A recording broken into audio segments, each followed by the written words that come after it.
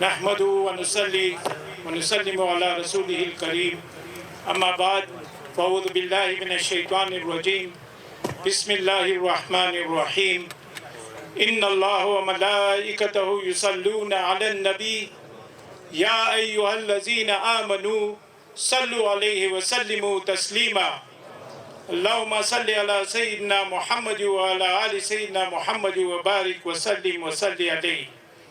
All praise is due to Allah, the Beneficent, the Merciful, and infinite blessings and salutations upon our beloved Prophet, Hazrat Muhammad Mustafa, sallallahu alayhi wasallam. Brothers and sisters in Islam, the Honorable President and his entourage, I greet you with the greeting of peace. Assalamu alaikum wa rahmatullahi wa barakatuh. With great pride and honor, amidst time constraints, I extend a warm welcome to the esteemed President of our nation and his esteemed entourage. I sincerely thank them for gracing us with their presence amidst their busy schedules. And without further ado, I now invite the Honorable President to address us and share his invaluable insights and enlighten us to the strategic direction he envisions for our collective journey ahead in this country. Jazakumullahu khair. I now welcome the Honorable President to address us.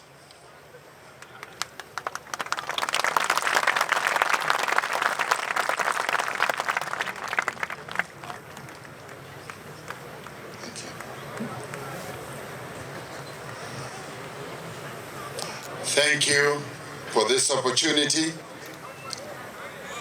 Our dear Muslim brothers and sisters in South Africa, across our beloved African continent and around the world, friends and fellow South Africans, I greet you all in the name of friendship and fraternity, and peace be upon you. It is my privilege to be at today's Eid prayers, marking the month that is ending of Ramadan, and I thank the United Aid Committee for the invitation. On behalf of the National Executive Committee of the governing party, the African National Congress, I wish you all well as you celebrate Eid. The rising of the new moon of Shawwal marks the end of the month of fasting, sacrifice, spiritual reflection for Muslims everywhere. Last night we held our last cabinet meeting as the Cabinet of the Republic of South Africa, and we all joined in joy to congratulate our two ministers, Minister Naledi Pandor, as well as Ibrahim Patel, for having gone together with you through the month of fasting of Ramadan.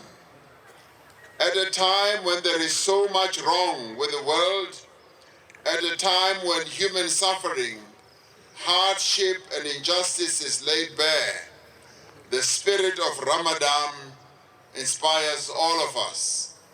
It is a rallying call to unity, solidarity, and empathy with all of mankind, but especially for those who are less fortunate.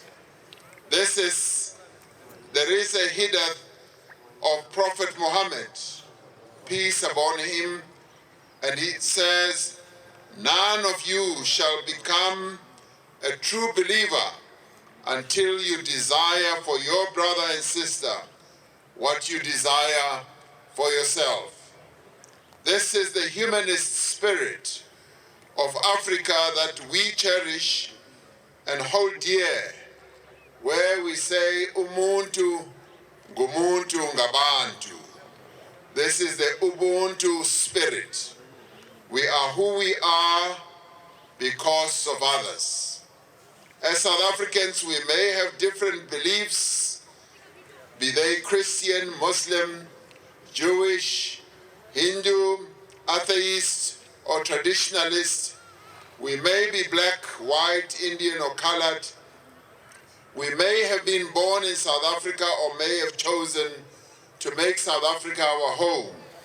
Yet there is one belief that has always held us together and that has always kept us moving forward. And that is our belief in the unity of our nation, our beloved South African nation. It is our belief in the democracy that we have achieved 30 years ago.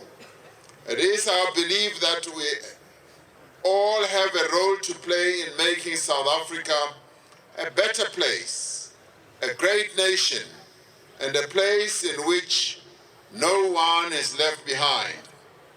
Our freedom was won through the efforts of mighty civic organizations in which the interfaith community played a central role.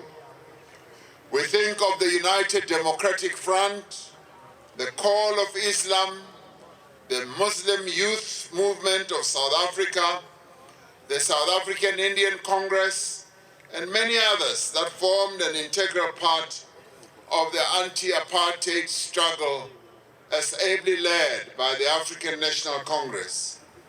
We salute the many great leaders the Muslim community has produced: Yusuf Dadoo, Rahima Musa, Ahmed Timol, Sisi Gul, Imam Harun, Ahmed Kathrada, Tatumkulu Africa, Don Matera, Chief Justice Ismail Mohammed, Dala Omar, the parents and the sons and daughters of the Kachalia and Pahad families, and many others. It is regrettable that over the years, many of our once vibrant, politically active communities have retreated into the background of our national life. Much of our politics has come to be defined by internal squabbles and, regrettably, by racial and other forms of chauvinism. This has led to some of these communities questioning their place in South Africa today. As the African National Congress, which I lead, our message to you today is that your country needs you. Your country looks upon you. Join us in rebuilding South Africa. Our democracy was built through the actions of patriotic men and women of different races, classes, and political affiliations. They were united by a common goal, and it is this spirit of unity we must channel today. As the Holy Quran enjoins, let us hold fast to the rope of unity and not be divided amongst ourselves. My dear friends, we know that for Muslims in Sudan, Yemen, Myanmar, Syria, and many other countries in the throes of conflict and war, there is little cheer this Eid. For many of them, the sacred month of Ramadan has been one of pain, anguish, tears, death, and suffering. In occupied Palestine and the Gaza Strip, men, women, children are being driven from their homes, bombed, tortured, starved, and killed. After more than 7 decades of discrimination, oppression, and apartheid, the Palestinian people of Gaza are now faced with genocide. The Palestinian people on the West Bank are being faced with being displaced as settlements are now being forced upon them. What is the indiscriminate bombing of civilians from land, sea, and air, if not an act of genocide?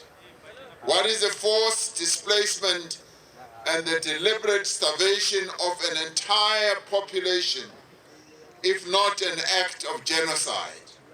What is the killing of nearly 14,000 innocent children and leaving thousands more to starve, if not an act of genocide? As South Africa, we know what racism, oppression, and inhumanity looks like. We have lived through it. We have experienced it. We know it inside and out.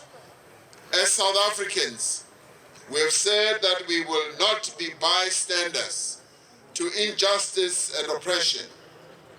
This week marks 30 years since the Rwandan genocide unfolded before the eyes of the world, and little was done to stop the killings of 1 million people.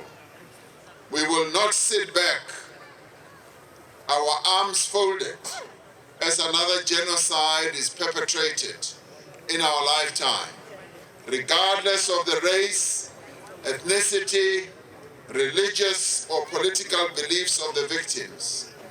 The Quran says, stand firmly for justice, whether it is against yourselves, your parents, or your close relatives. As South Africans, we will forever stand firmly for justice everywhere, without flinching, without any doubt. We seek justice and peace, not only for ourselves, but for every person, for the oppressed people in Palestine and Western Sahara, and for our neighbors and our fellow citizens. This Eid, which is being celebrated in the 30th year of our democracy, must strengthen us in our quest to build a fellowship that transcends and goes beyond artificial boundaries of race, class, and faith. It must steel us and steel our resolve to advance social justice both at home and abroad.